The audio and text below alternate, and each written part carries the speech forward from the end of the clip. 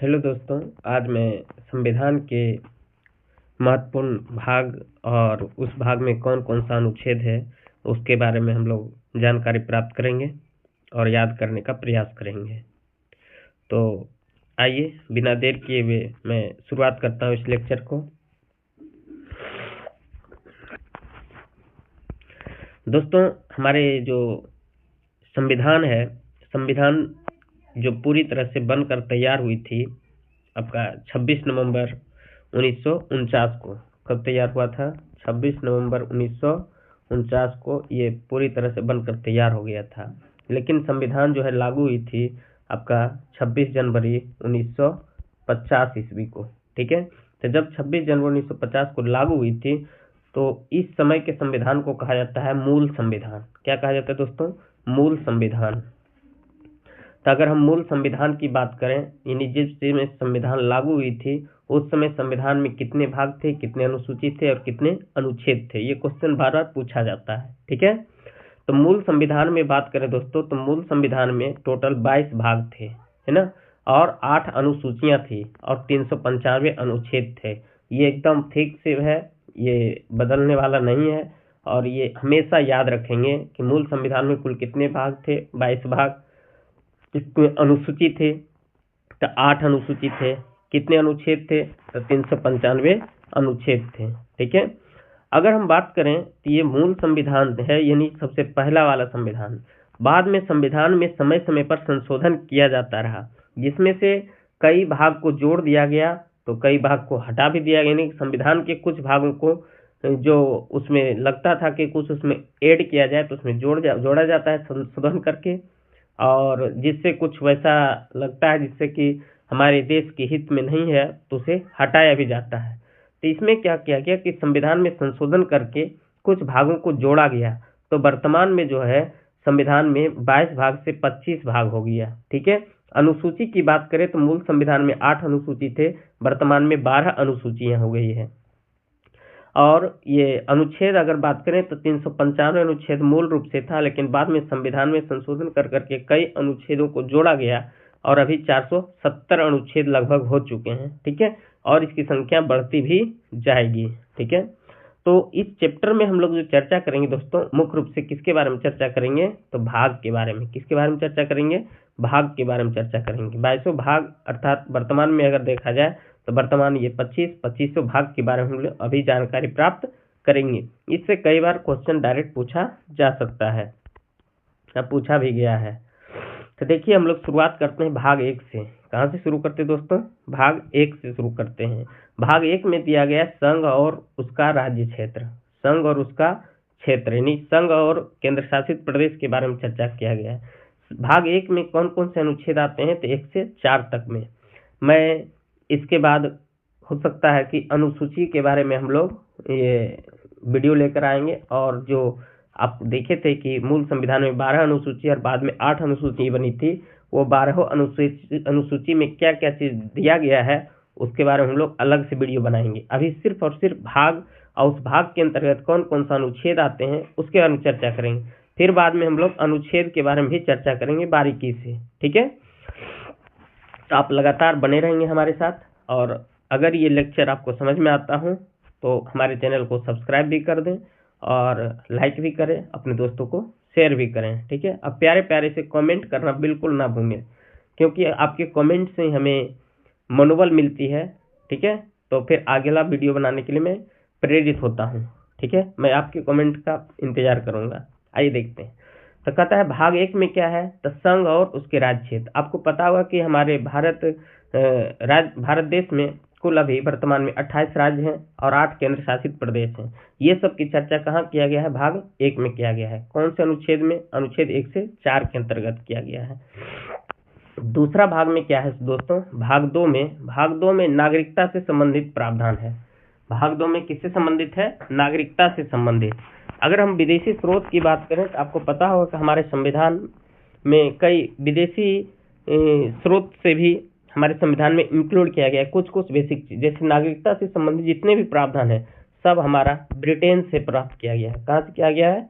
Britain से। ठीक है, तो नागरिकता सीधा से यहाँ क्वेश्चन पूछेगा कि भाग 2 में क्या चीज का प्रावधान है। नागरिकता किसे नागरिकता माना जाए, नागरिकता कैसे दिया जाए, नागरिकता कैसे ये खत्म किया जाता है, ये सब की चर्चा किस में दिया गया है, भाग 2 में किया गया है। भाग 2 में जो नागरिकता है, नागरिकता से संबंधित अनुच्छेद कौन सा है दोस्तों, 5 से 11 तक, 5 से 11 तक की है। अगला देखते हैं भाग 3। भाग 3 में मूल अधिकार से संबंधित प्रावधान किया गया है। क्वेश्चन पूछेगा मूल अधिकार का प्रावधान किस भाग में किया गया है, तो भाग 3 में मोस्ट इम्पोर्टेंट है, ये मोस्ट इम्पोर्टेंट है। भाग 3 में किस चीज का प्रावधान किया गया है, मूल अधिकार अर्थात फंडामेंटल राइट। इसका अनुच्छेद भी पूछता है कि मूल अधिकार किस किस अनुच्छेद के में पाया जाता है, तो 12 से 35। भाग 3 में क्या चीज का प्रावधान है, मूल अधिकार का। अब मूल अधिकार का प्रावधान दोस्तों अमेरिका से लिया गया है।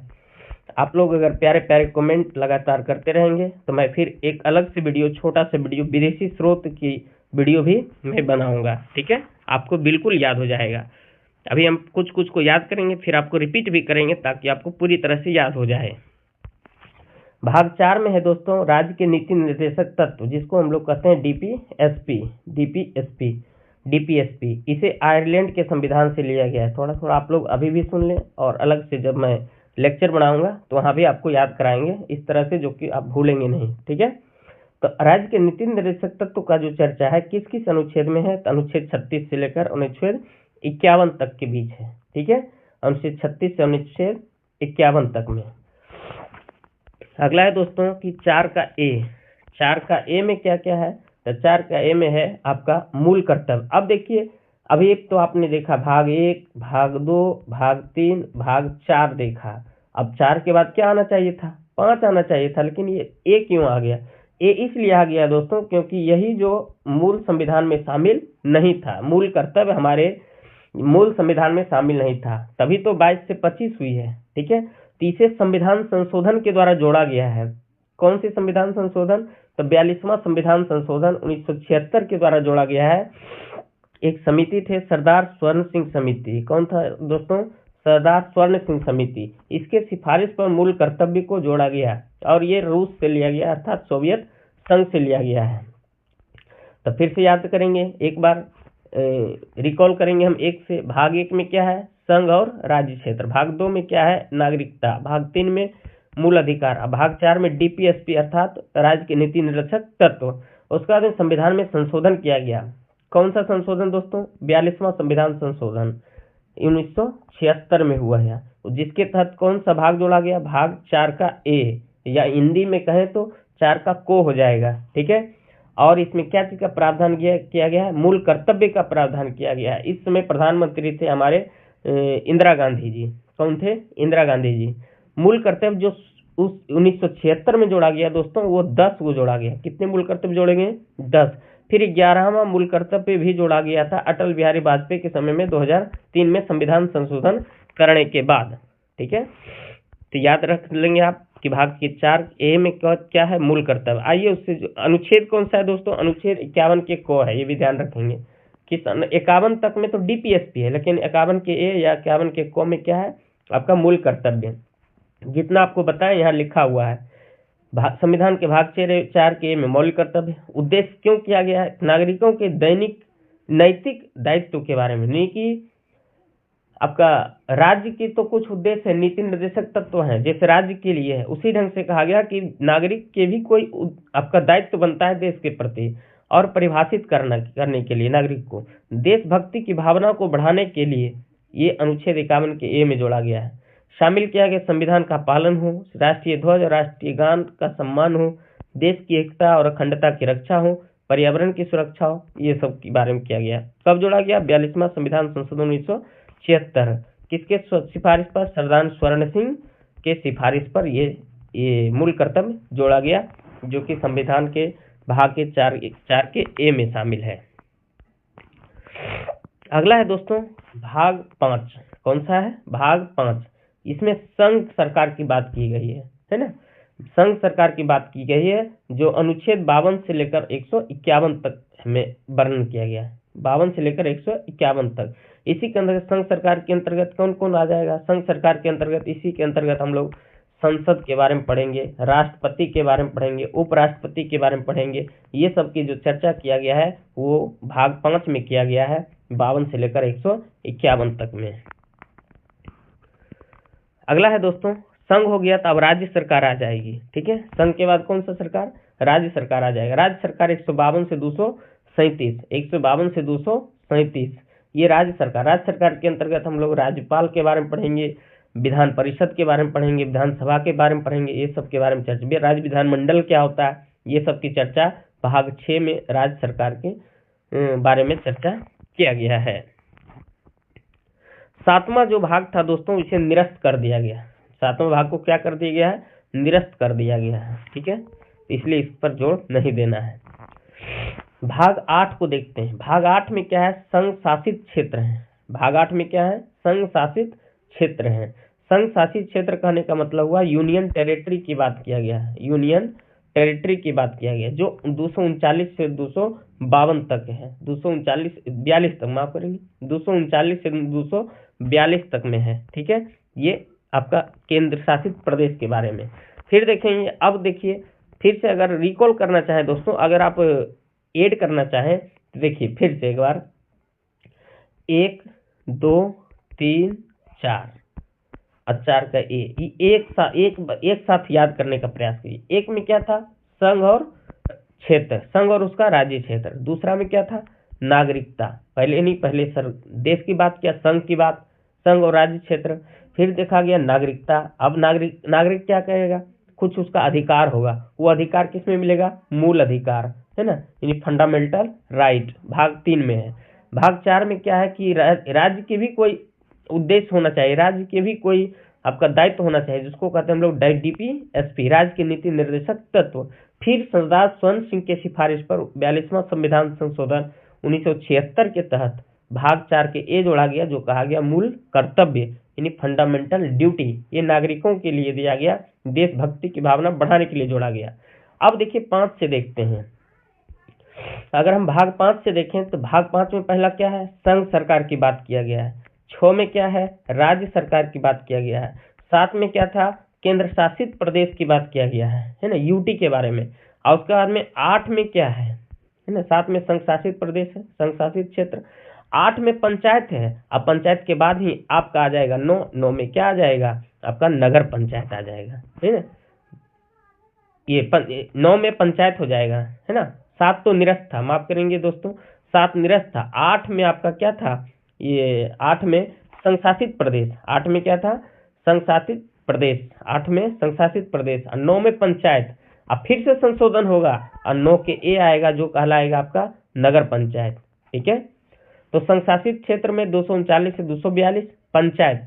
संशासित हो गया आप पंचायत। पंचायत में क्या आ जाएगा? 243 से 243 ओ तक में, 243 से 243 ओ तक में। अब देखिए फिर से संशोधन होगा दोस्तों, क्योंकि ए आने लगा है। फिर से संशोधन हुआ, 74वां संविधान संशोधन 1992, है ना, प्रभावी हुआ 1 जनवरी 1993 से। 74वां संविधान संशोधन के तहत भाग 9 के ए जोड़ा गया, जिसमें नगर पालिका की बात की गई है। किसकी बात की गई है? नगर पालिका की बात की गई है, जो अनुच्छेद 243 पी से अनुच्छेद 243 ZG तक में है। ठीक है, क्योंकि हम जान चुके थे कि 243 से 243 ओ तक ये पंचायत है। और उसके बाद में भाग संविधान में संशोधन हुआ, 74वां संविधान संशोधन 1992, जो कि लागू हुआ 1993 जून से। ठीक है, तो ओ तक में तो पंचायत है। पी 243 के पी से 243 के ZG तक ये नगर पालिका है। ठीक है, इसका उद्देश्य क्या है दोस्तों? तो कहता है कि शहरी स्थानीय स्वशासन को संवैधानिक दर्जा देना और शहरी क्षेत्रों में सत्ता का विकेंद्रीकरण करना। शामिल क्या क्या किया गया? नगर पंचायत, जो संक्रमण कालीन क्षेत्र के लिए है, नगर पंचायत यानी कि वह गांव जो धीरे धीरे ग्रामीण परिवेश, ये वह ग्राम जो धीरे धीरे शहर की ओर तब्दील हो रहा है, उसे नगर पंचायत दर्जा दिया गया है। ठीक है, फिर क्या है दोस्तों? कि जो थोड़ा नगर परिषद, जो छोटा मोटा शहरी क्षेत्र है उसे नगर परिषद कहा गया, और जो बड़े बड़े शहरी क्षेत्र के लिए उसे नगर निगम की व्यवस्था किया गया। आगे लेक्चर भविष्य में बनाएंगे तो नगर स्थानीय स्वशासन के अंतर्गत ये सब के बारे में डिटेल चर्चा करेंगे। तो 9 का 1 कब जोड़ा गया? 74वां संविधान संशोधन 1992 में जोड़ा गया, अनुच्छेद 243 से 243 जेड जी तक में। ठीक है, 12वीं अनुसूची भी जोड़ा गया है। आपको पता होगा कि हमारी जो अनुसूची था ये मूल संविधान में 8 को ही जोड़ा गया है, 8 से हो गया है 12, तो 12वीं अनुसूची में इसकी व्यवस्था किया गया है शहरी स्थानीय निकायों के लिए, जिसमें 18 क्षेत्र में 18 क्षेत्र इसमें शामिल किया गया, यानी 18 विषय पर ये कानून बना सकता है, जबकि जो पंचायत में देखे थे तो वो 29 विषय पर कानून बना सकता है। ठीक है, आगे चर्चा करेंगे। इसमें क्या क्या प्रावधान किया गया था? वार्ड समिति का गठन, सदस्यों की अयोग्यता, चुनाव, कार्यकाल, सीट की, ये सब ध्यान रखेंगे। यानी सीधा जाना जाए तो भाग 9 के ओ या 9 के ए के बारे में पूछा जाए, यह भारत के शहरी स्थानीय स्वशासन से संबंधित जुड़ा हुआ है। ठीक है, तो एक बार फिर से रिकॉल कर लें दोस्तों। अच्छा, 9 के बी भी देख लेते हैं। 9 के बी में है सहकारी समितियां। क्या है? सहकारी समितियां। अभी आपने देखा कि जेड के 243 के जेड के जी तक में आपका नगर पंचायत था। अब जेड के जी एच 243 के जेड एच से 243 के जेड टी तक में ये कोऑपरेटिव कमेटी के बारे में बताया गया, सहकारी समिति। इसको कब जोड़ा गया सर? इसको देख लेते हैं। इसको जोड़ा गया है 97वां संविधान संशोधन, यानी कि 97वां संविधान संशोधन 2011 में जोड़ा गया है, जो कि 9 के बी में है। 9 के बी में है, यह सहकारी समिति है। अनुच्छेद 243 जेड एस से 243 जेड टी तक में है। ठीक है, ये ध्यान रखेंगे। सहकारी समितियों के गठन, कामकाज, प्रबंधन, स्वायत्तता सुनिश्चित करने ना, या संसद और राज्य विधानसभा को सहकारी समितियों के संबंध में कानून बनाने का अधिकार, ये सब देखा गया है। आइए एक बार हम इसको रिकॉल कर लेते हैं, फिर देखेंगे आगे 10 तक में। तो 1 में क्या था दोस्तों? मेरे साथ बोलेंगे, संघ और उसका राज्य क्षेत्र। 2 में क्या था? नागरिकता। 3 में क्या था? मूल अधिकार। 4 में क्या था? डीपीएसपी। 4 के ए में क्या था? तो यह था मूल कर्तव्य, जो कि 1976 में जोड़ा गया है। ठीक है, 5वां में उसका सरकार के बारे में चर्चा करेंगे। आपको पता होगा कि भारत में मुख्य रूप से 3 सरकार होती है। एक होता है आपका संघ सरकार, एक होता है राज्य सरकार, एक होता है स्थानीय सरकार। ठीक है, तो 5 में संघ सरकार, 6 में क्या था? आपका राज्य सरकार, 7 में आपको पता होगा 7 आपका निरस्त कर दिया गया है। ठीक है, 8 में आपका था यूनियन टेरिटरी, यानी कि संशासित क्षेत्र। 9 में देखा गया तो 9 में क्या था? 9 में आपका पंचायत हो गया। संघ, राज्य, ये निरस्त था 7वां। 8वां में यूनियन टेरिटरी, और 9वां में क्या था दोस्तों? पंचायत। अब 9 में ही दो बार संशोधन किया गया है, 9 का ए और 9 का बी। 9 के ए में नगर पंचायत था, जो कि आपका 74वां संविधान संशोधन 1992 में किया गया, और 9 के बी जो है ये 97वां संविधान संशोधन था, जो कि 2011 में जोड़ा गया, सहकारी समिति बनाया गया। ठीक है, हम उम्मीद करते हैं दोस्तों आपको ये समझ में आ गया होगा। अब देखते हैं हम लोग भाग 10। भाग 10 में क्या है? भाग 10 में अनुसूची और अनुसूचित जाति और जनजातीय क्षेत्र के बारे में चर्चा किया गया।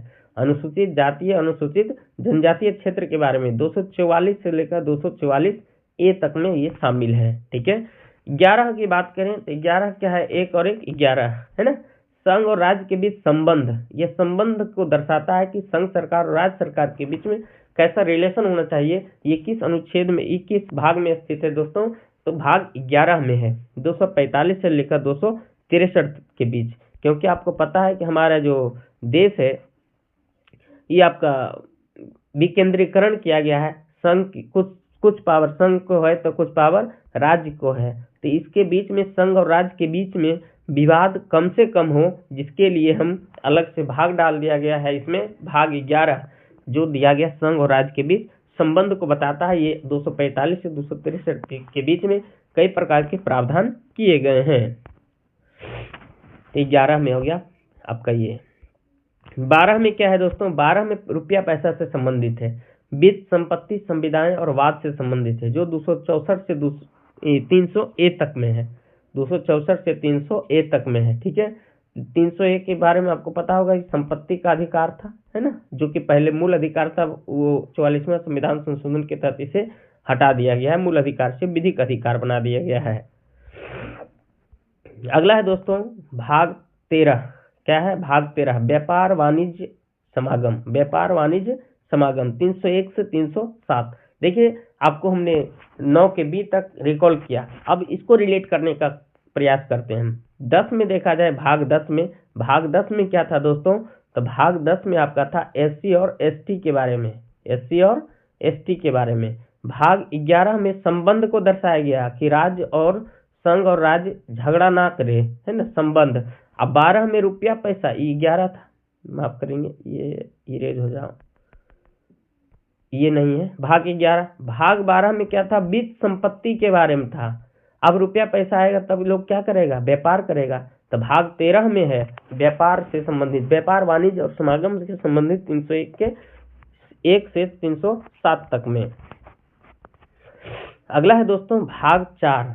भाग 4 में क्या है कि संघ और राज्य के अधीन सेवाएं सर्विस, जैसे आप इसी के ये अनुच्छेद 308 से 323 के बीच है। इसी में संघ लोक सेवा आयोग यानी कि यूपीएससी, आपका राज्य लोक सेवा आयोग बीपीएससी, जितनी भी सेवाएं हैं संघ और राज्य के अधीन, ये सब की वर्णन किसमें है? भाग 14 में है। मोस्ट इंपोर्टेंट है, आप ध्यान में रखेंगे, अनुच्छेद 308 से 323 के बीच में। अगला है दोस्तों 14 के ए। फिर से देखिए ए आ गया, मतलब कि इसको संविधान संशोधन के द्वारा जोड़ा गया होगा। कौन सा संविधान संशोधन दोस्तों?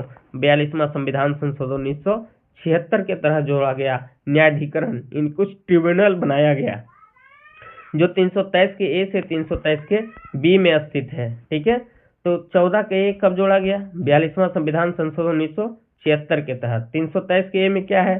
संसद को कानून बनाकर लोक कर्मचारियों से जुड़े मामलों के लिए प्रशासनिक न्यायाधिकरण स्थापित करने का अधिकार देता है।